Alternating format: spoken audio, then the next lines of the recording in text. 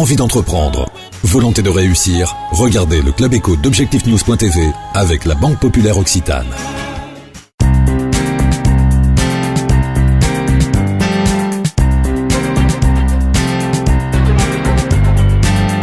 Bonsoir, bienvenue dans le Club Éco d'Objectif-News.tv. Nous recevons ce soir le président de l'aéroport de Toulouse-Blagnac, Jean-Michel Verne. Bonsoir. Bonsoir. Merci tout d'abord de nous accueillir ici, chez vous, dans le Terminal D. Ce Terminal D qui incarne aujourd'hui le développement de l'aéroport de Toulouse-Blagnac pour les prochaines années. Et on est bien entendu plus au cœur des départs à l'international. Quel est le bilan que vous pouvez tirer aujourd'hui de ce terminal après quelques mois d'exploitation ? Bon, alors d'abord, un bilan positif, c'est que nous l'avons mis en service au mois de mars et que la mise en service est bien passée. C'est-à-dire qu'on n'a pas fait de retour arrière, il n'y a pas eu de gros ennuis opérationnels.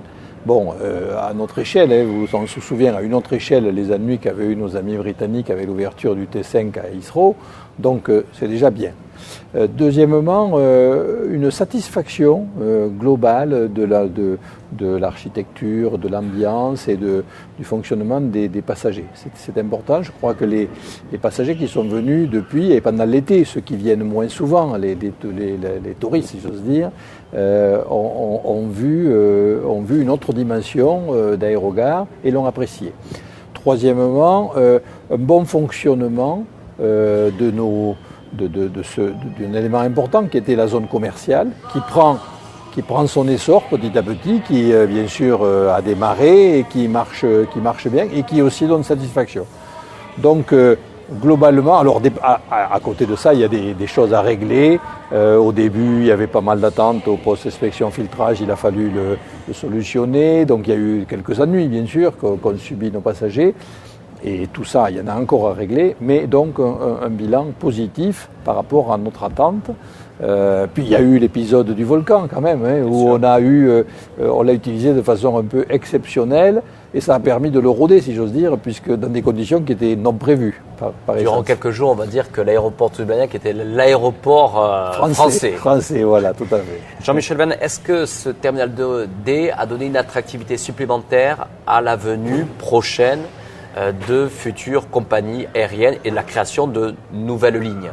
Alors, on l'a fait pour ça, c'est-à-dire que maintenant on sait montrer aux compagnies qu'on a de la capacité et il nous reste aussi cette capacité à la traduire en termes opérationnels, c'est-à-dire à montrer aux compagnies que de façon opérationnelle on sait répondre à leurs besoins, que ce soit des compagnies traditionnelles, que ce soit des compagnies low cost. C'est pour ça que le monde et l'aéronautique et un aéroport bougeant tout le temps, on va adapter cet outil, on va très rapidement on va très rapidement finir le terminal d'embarquement qui était partiellement ouvert.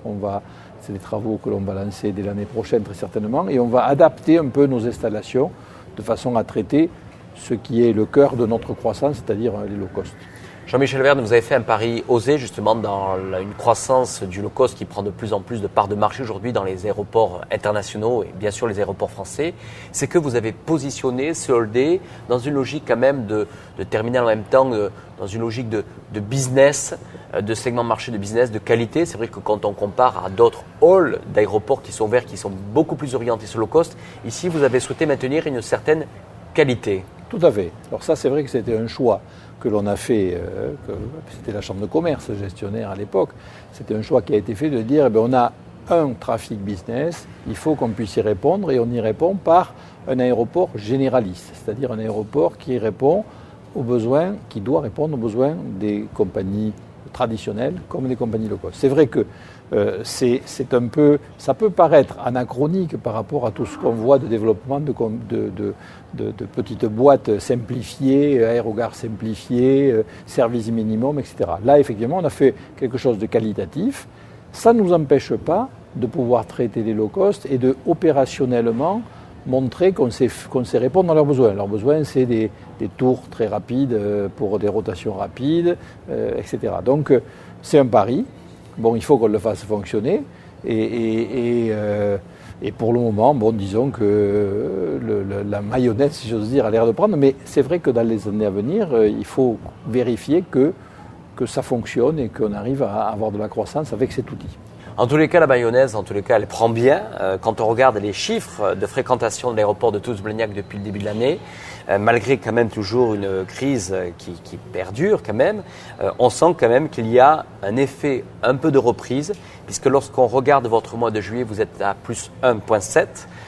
Août, vous venez de me communiquer le plus 2,4, ce qui fait depuis le début de l'année, plus 0,9.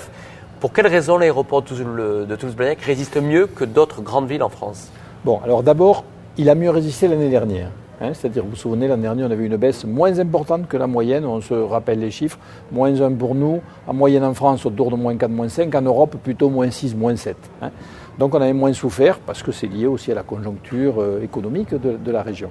Bon, cette année, manifestement, et ça c'est vrai dans le monde, un peu moins en Europe, mais surtout dans le monde, il y a une reprise du trafic aérien qui est forte. En Europe, moins forte. Dans le marché d'Amérique latine. Voilà, alors bien sûr l'Asie, etc., avec des mouvements très forts. Et on voit que le constructeur Airbus en face de nous en profite et c'est bien. Par contre, en Europe, la remontée est plus lente, bien sûr, comme à l'image de l'économie. Le transport aérien, c'est l'image de l'économie. Les aéroports européens sont tous aussi dans le vert. On a eu des mois un peu compliqués, l'hiver avec la neige, le printemps avec le volcan, mais la tendance est quand même à quelque chose de positif. Donc nous, ça se confirme, avec des chiffres qui ne sont pas du plus 10%, puisqu'on avait quand même des baisses moins importantes. Mais surtout, ce qui est important, c'est qu'on a des chiffres, par exemple août, on a un chiffre global qui est le meilleur de ce qu'on n'a jamais eu, c'est-à-dire qui est mieux que 2008.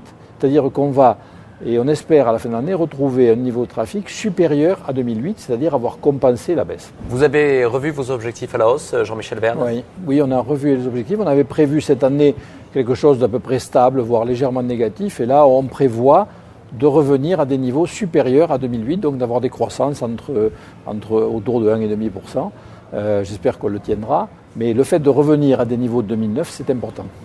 Merci Jean-Michel Verne de nous avoir répondu à notre invitation et surtout de nous avoir accueillis ici. Merci à vous d'être venu nous rendre visite et on est heureux de vous accueillir et bien sûr ce n'est que partie remise aussi. Merci à vous.